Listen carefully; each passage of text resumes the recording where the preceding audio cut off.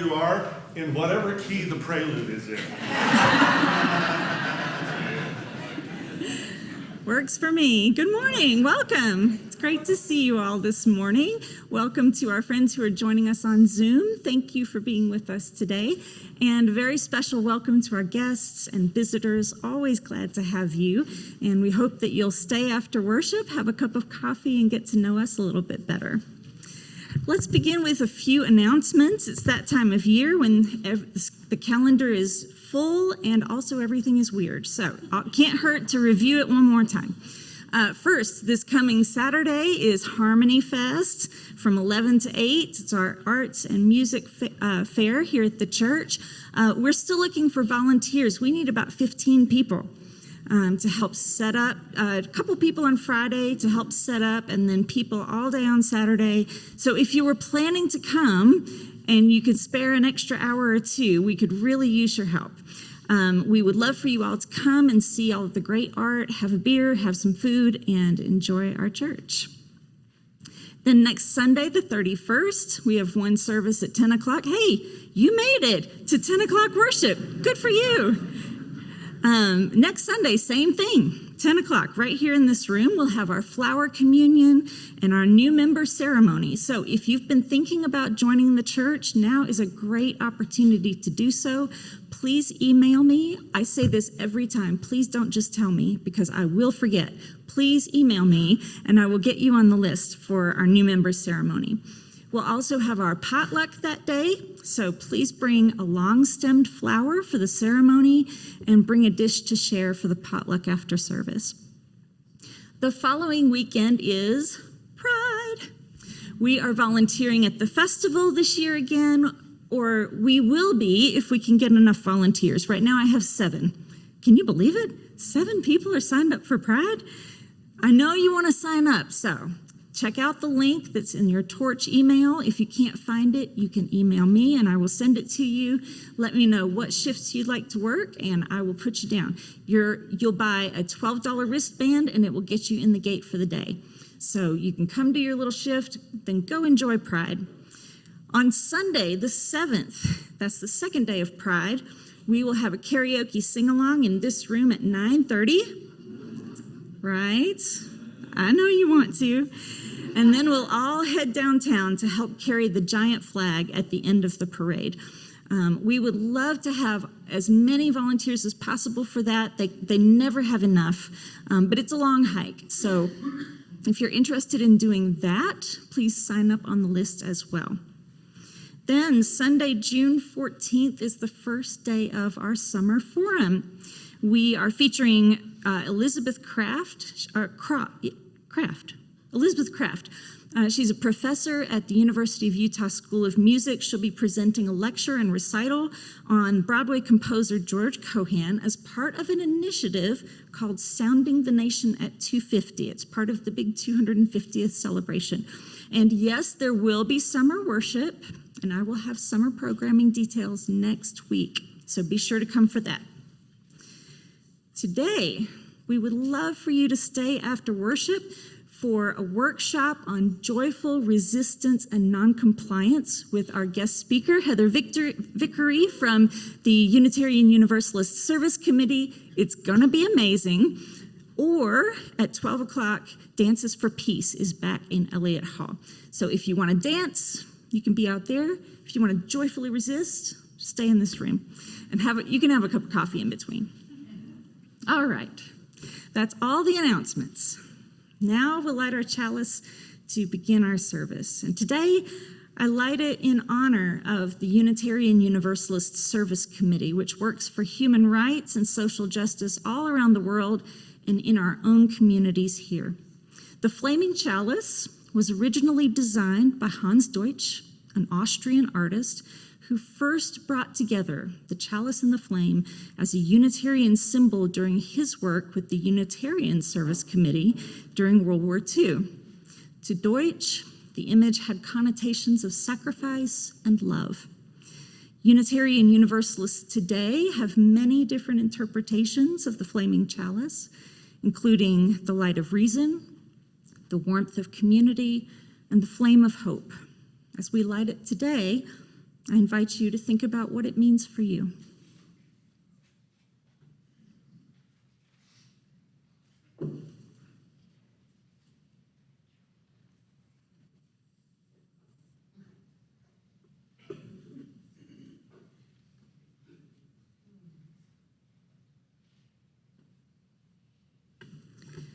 Now I invite you to rise in body or in spirit, and let's sing together number 1015.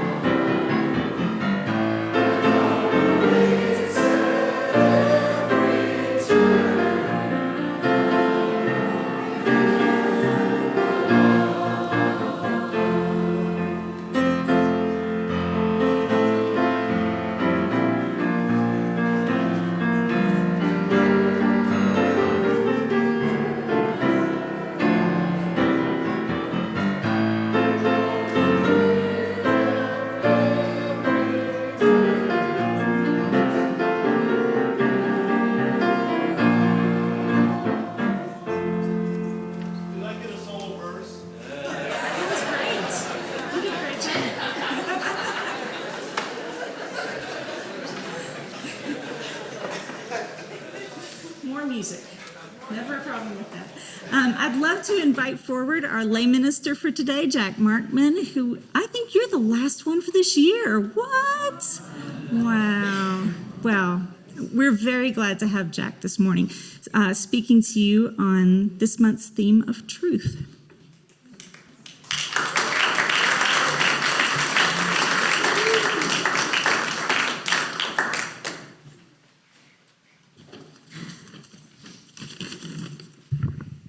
No pressure, right? No pressure.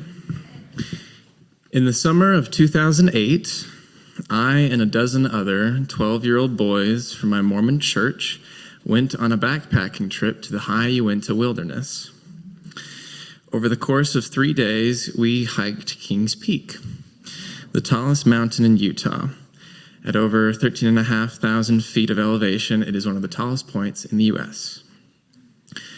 On our first day, we hiked about 8 miles from the parking lot to a campsite just below the peak. Now I, as a stringy tween that I was and still am, wasn't used to hikes of that length, especially hikes that involved carrying a backpack that weighed half as much as I did. In fact, most of us were pretty worn out after the first day, so our group slept in and got a late start the following morning.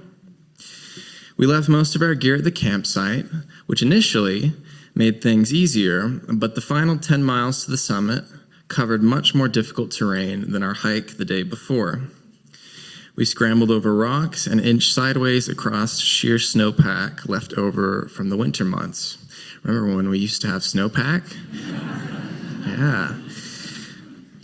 At one point, I watched another boy lose his balance and slide several feet down the slope, almost falling to his death. Yeah. Eventually, we reached the base of Anderson Pass, the final ridgeline ascent to the summit. That's where my body decided to give up. I was so exhausted, I didn't think I could take another step, much less another 1,000 feet. Several of the other boys were similarly spent. Now, our youth leader was sympathetic, but he had come to hike the tallest mountain in Utah, and he intended on reaching the top. So he left 4 of us sitting there on the side of the mountain. Yeah. Really great youth leader. While he and the rest of the boys made their final ascent. By that time, it was late afternoon, and the sky had turned from blue to black. We had been warned that there were often thunderstorms later in the day, and the best way to avoid these was to reach the summit well before noon.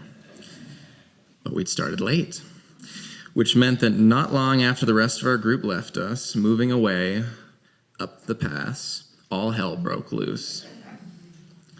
I've witnessed bigger storms before and since, but I've never felt quite so exposed as I did on those slopes. I remember cowering in a field of boulders as hail and thunder screamed around me. I crouched down in a ball with my head tucked between my knees to avoid the sleet and lightning. I can only imagine what it was like on the thin pass high above me. After what felt like an eternity, the storm subsided and the skies cleared. Through the heavy beat of my pounding heart, I remember hearing the faint cry of my youth leader's voice shouting down something inaudible from the summit. We were all alive, and I don't remember a single thing about our descent. In the years since then, that same stupid youth leader, I feel no shame, by the way. He fully earned that. That same stupid youth leader has asked me on several occasions if I wanted to go back and finish what I started. Yeah. My answer has always been no, but not for the reason that you might think. The truth is, I don't think there's anything left for me to gain from hiking what the Eastern Shoshone called Small Peak. I'm not interested in the view, and I care very little about the challenge of conquering the elements. Now that I'm an adult, I spend time in the wild for the possibility of connection, to catch a glimpse of the true nature of a place that doesn't belong to me. And when I went up to the base of the mountain and the heavens rushed down the slopes to meet me, I got about as much truth as I think I'll ever be able to handle. I prefer now to leave that small peak to itself, unconquered, with my thanks for leaving me alive. Now a new summer is right around the corner, and all I've been able to think about are the mountains just outside. Lots of things have changed for me since 2008. I imagine you can agree. But this mountain range above us still seems more true, basic, and lasting than anything else I've ever said or known. So since I can't hope to speak more truth than that of the Wasatch Stone, and since I've spent the last year trying, I'll end the church year with my thanks. It's been wonderful getting to share my life with you these past few months. I hope you all enjoy your summer, and that you'll also get a chance these next few months to look for truth outside. As for me, I've made plans to hike Lone Peak at the end of the summer. First attempt, too. Maybe I'll get to the top, or maybe not. Either way, I can't wait.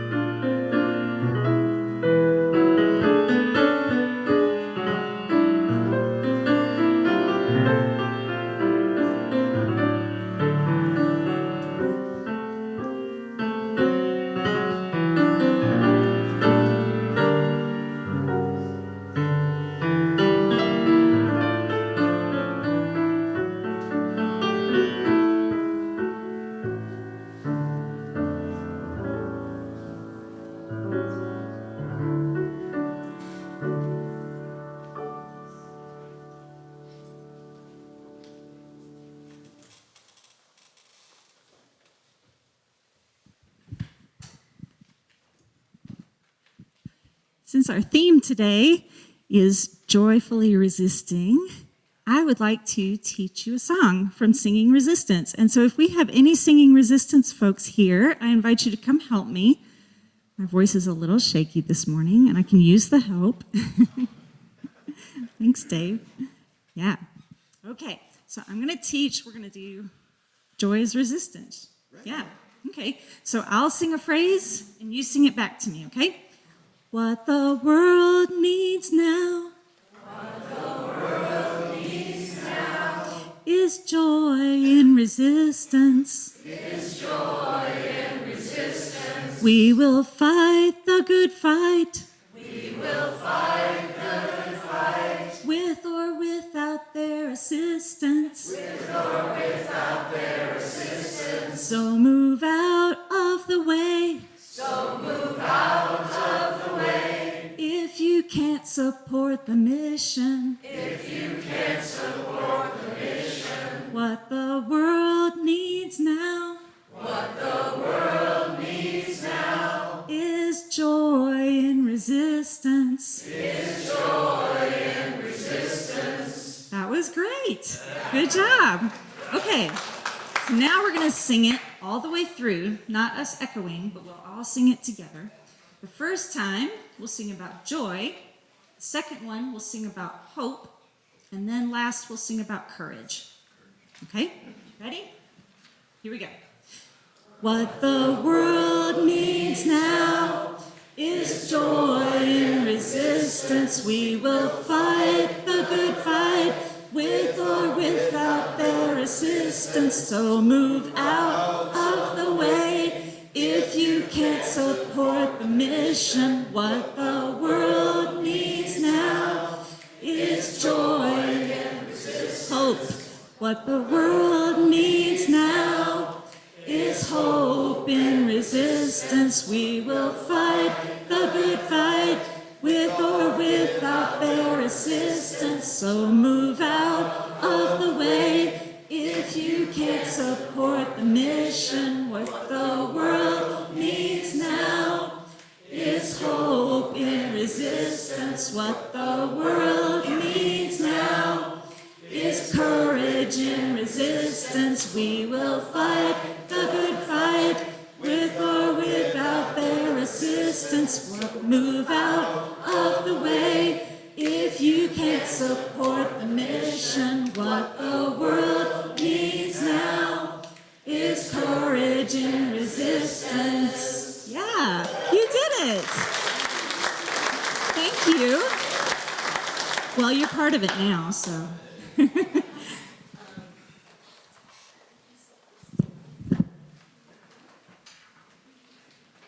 I love it. You sounded amazing. Our guest speaker today will be speaking to you about joy in resistance. And let me tell you, nothing has brought me more joy lately than being part of Singing Resistance. From getting together with just a few others to break bread and sing a few songs, to singing down the doors of the governor's office a few weeks ago, I've done a lot of demonstrations over the years, and it really feels different to do this, to sing together instead of just shouting. Why? Why is that? Well, there's a lot of research on why singing in groups makes us feel good. It lowers your blood pressure and it stabilizes breathing and releases endorphins, which suppress pain and stimulate feelings of pleasure. Singing together relieves stress and encourages social bonding, with research demonstrating that even strangers feel closer and more intimate after singing together in a group. The times that we're facing now are hard, there's no question. Every day seems to bring some unprecedented horror that we can hardly believe is happening. These are the times when we need each other the most. When we need to believe that we can build community with people we don't know, but with whom we share so much. And it's important to get together to express our anger, our shock, our hurt. But I've realized that outrage is overwhelming and exhausting. Maybe you've noticed this too. Singing feels different. Singing feels hopeful and healing. Singing feels like a peek through a doorway into the world of cooperation and community that we're all dreaming about. One of the other songs that we sing in Singing Resistance is called This Joy. And it says, "This joy that I have, the world didn't give it to me, and the world can't take it away."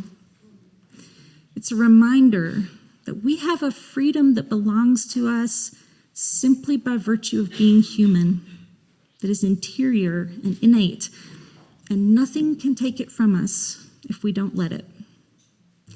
So, even if you're not a singer, even if you don't think you have much of a voice, I encourage you to sing.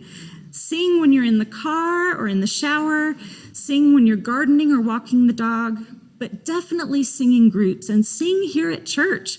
Where else can you sing in public besides church? Or maybe at the governor's mansion. Sing for joy. Sing to resist. Sing to build what you're longing to see in the world.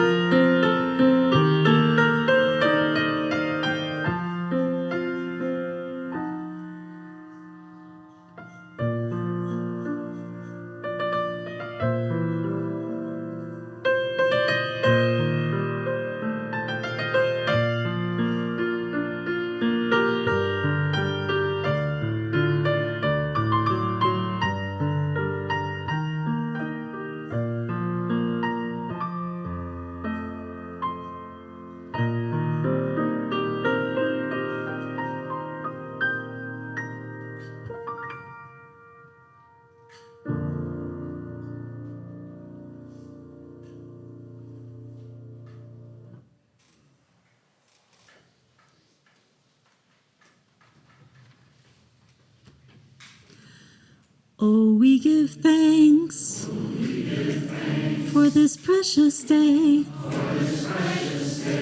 for all gathered here, and those far away, for this time we share, with love and care. Oh, we give thanks for this precious day. If you believe in the work that our church is doing in the community, we invite you to give this time as generously as you're able, either through the plate or using the QR code in the seat back in front of you. And you can also take this time to say good morning to those around you.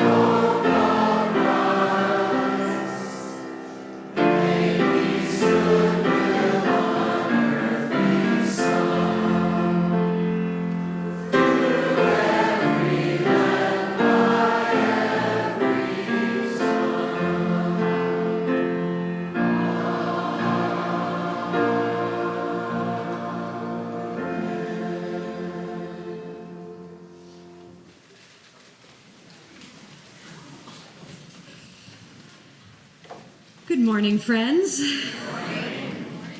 Thank you so much for inviting me to be here with you all this weekend. As it's been said already this Sunday morning, these are some difficult times we're in right now.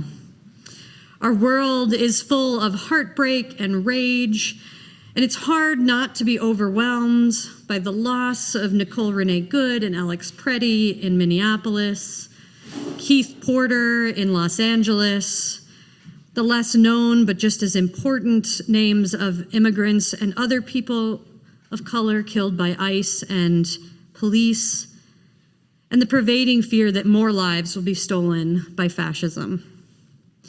The constant attack on trans folks' right to live a full and flourishing life, data centers stealing our water and power, the war in Iran, the gutting of the Voting Rights Act.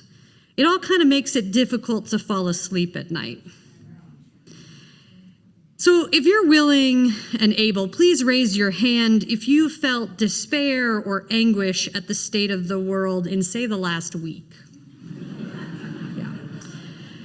Okay, now raise your hand if you're struggling to know what to do or how to resist this increase in fascism in our country. And just keep your hand up for a second here. Look around. You are not alone. We at UUSC work on Central American migration, climate force displacement, and crisis response, including the crisis of rising transphobia in this country. So we are right there with you in the feelings of despair and overwhelm and struggling with fatalism. So now that I've started us really positively, let's get to the good stuff. Alice Walker says that resistance is the secret to joy, and I think we can all understand that. As people of faith and conscience, not resisting is hard to imagine right now, but it can be just as hard to figure out how to resist. And the good news is that the inverse of her quote is also true. Joy is the secret to resistance. Fascism and authoritarianism want us to be afraid and disconnected. They fear our joy because it's infinitely bigger than the boxes they want to put us in. So practicing joy in moments like these is resistance in and of itself. We can look to past struggles to see how true this is. Dan Savage, who writes for The Stranger in Seattle, where I'm from, says during the darkest days of the AIDS crisis, we buried our friends in the morning, we protested in the afternoon, and we danced all night. The dance kept us in the fight because it was the dance we were fighting for. It didn't look like we were going to win then, and we did. It doesn't feel like we're going to win now, but we could. Keep fighting, keep dancing. And please know that when I say practicing joy is resistance, I don't mean ignoring the reality that we're in. Joy is not the same as happiness or comfort. Joy has room for grief and fear. It just knows that those aren't ever the only things. Joy recognizes that there can still be beauty, community, solidarity, and silliness, even during the toughest times. They're just a little harder to find, but because of that, they're even more rewarding when you do find them. One of my favorite examples of folks already practicing and creating joy together while holding grief and fear is the work of UUSC partner Tetoa Matoa. Tetoa Matoa is based in Kiribati, and it's dedicated to preserving traditional cultural practices through an inclusive approach, highlighting the importance of safeguarding culture in the face of climate change, and making sure that their rich heritage is accessible to all, especially those with disabilities. You see, the islands of Kiribati are projected to be fully underwater in the next 20 to 30 years due to coastal erosion and water level rise. And our partners like Tetoa Matoa allow for the grief of losing the land that they've been on for millennia through no fault of their own, And they make time for the joy of music and culture, and have been working with UUSC to provide instruments to the community members so that that joy can be brought into the future no matter where they are. Te Toa Matoa knows that supporting their community as they face the devastating impacts of climate change, while also championing the rights of Indigenous Kiribati people living with physical and mental disabilities, is a way to practice joy and is a way to resist. Dr. Tanmeet Sethi, who wrote the book Joy is My Justice, says, "I do not mean that you should accept inequity or injustice as unchangeable truths. Just the opposite. When you find your own joy and create a personal path to justice, which only you can forge, you're better able to right unfairness in the world because you've risen into your own power first." And that's the key. We must find small and large ways to rise into our own power and to keep our focus on what we're struggling for so we don't get overwhelmed by what we're struggling against. Another UUSC partner, the Pink Haven Coalition, is also practicing joy as a way to create justice. So much of the trans experience in this country right now is scary. People are receiving death threats and are experiencing violent attacks while also being dehumanized and criminalized by our government. Yet the Pink Haven Coalition, which many UUs across the country, including you all, if you didn't know that, happy to talk more after, many UUs across the country are supporting this. And we've helped over 1,000 families and individuals leave unsafe places to relocate to safer places. An example of practicing joy in the toughest times was when a family let us know at the very beginning of this work together, this was actually before Trump 2.0, that they had received death threats and had been doxxed, meaning their address and personal information had been publicized. With very short notice, we were able to connect with folks in the city that they were fleeing to. And those folks decided to welcome them to their new homes with balloons and signs of love and gift baskets so that they would know that not only would they be safer there, but that they were loved. And it may seem small, right? Balloons, signs, that doesn't change the world. But it does. We heard back from that family that they had never felt so loved or welcomed before in their lives. Again, these acts of joy are not to be confused with toxic positivity, which would tell the family once they arrived that everything was okay, to forget about the trauma and to move on. Those welcoming trans folks and their families know that it's going to be tough even once people arrive, that their new homes will not be perfect, and that we can't fix the world for them even if we really, really want to. But we can be together and we can be joyful as much as possible. Because instead, our practice of a joy is a refusal to give up on love. It's a refusal to make ourselves or anyone else smaller out of fear. It's a refusal to be anything other than fully human with each other, even when we're struggling. Another UUSC partner that's a great example of this is Asylum Pride House in Philadelphia. Asylum Pride House is at the intersection of migration, LGBTQIA issues, and housing insecurity. So they are hit on all sides right now. They have a 5-bedroom home where they house and support with case management queer asylum seekers from around the world.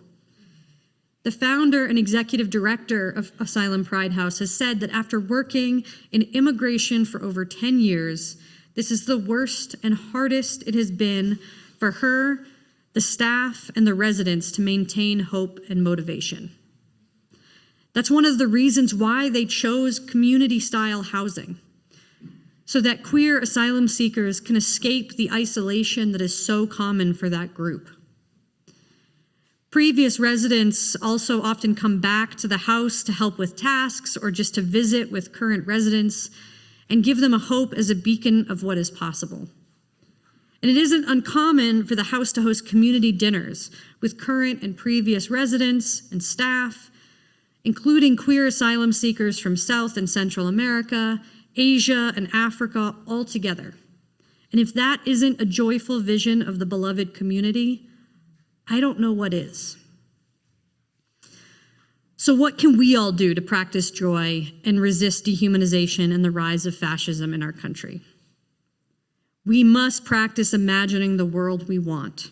And as Ruha Benjamin says in Imagination, a Manifesto, don't shine a light only on the deadly imaginations and social orders that are killing us, but experiment and play with new prescriptions, visions, and forms of social organization.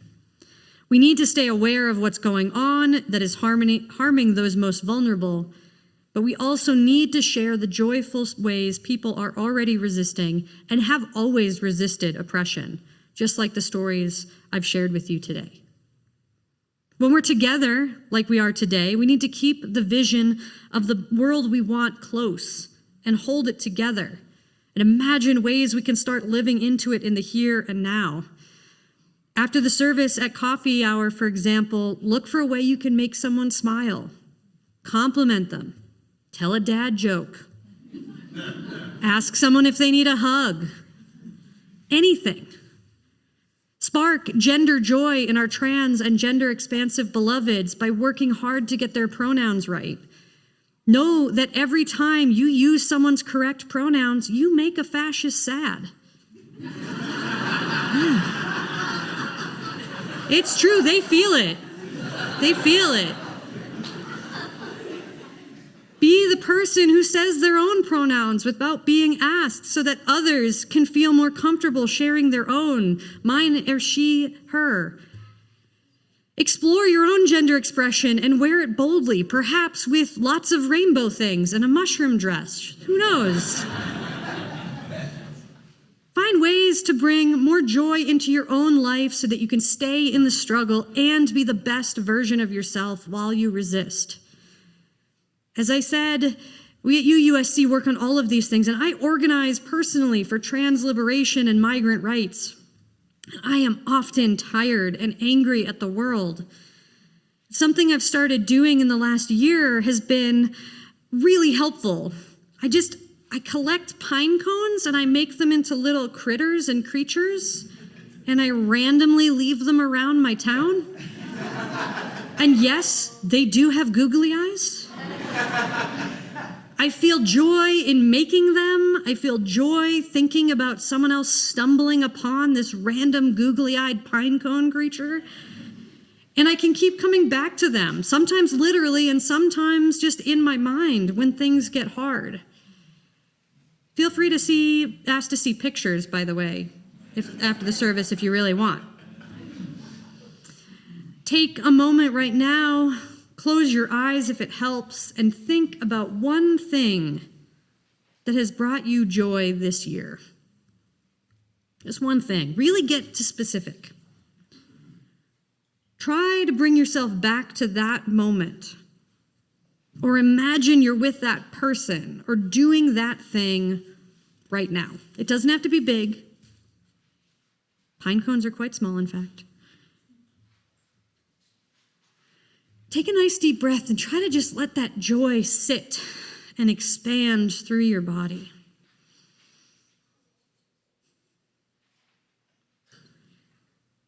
And take a moment to think, what is the root of that joy that you felt? Is it community, creativity, family? What's the essence of that joy? Your homework, because I like to assign homework, will be to use that essence as a jumping off point to create your own joyful practice that you can use to keep yourself balanced and whole, and know that it is in fact resistance in and of itself to do that. Ask for help in thinking of something if you need to. Some people find a lot of joy in helping others. When we find our own joy in the toughest times, we rise into our own power, and that is resistance in and of itself. Stay after the service for the workshop to learn more ways that you can joyfully resist and not comply with fascism. Talk to me at coffee hour. I don't bite. Be weird. Be queer. Be beautiful and fully human. Do art. Take naps. Play. Keep dancing.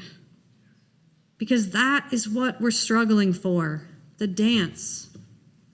And I think we can all admit that a dance party, a dance battle, is a lot more fun than any other kind. Amen, ashe, and may we keep dancing.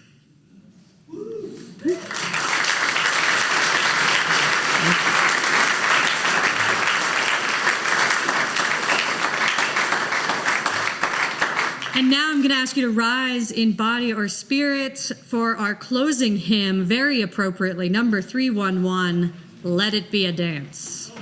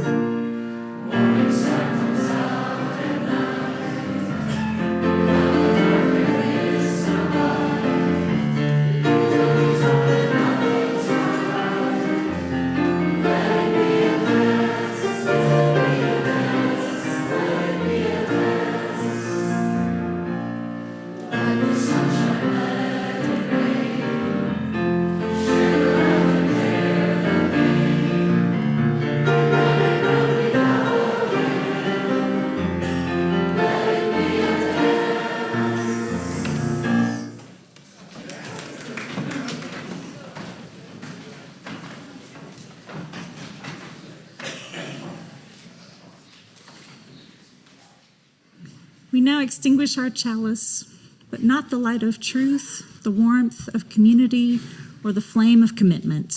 These we will carry in our hearts until we're together again.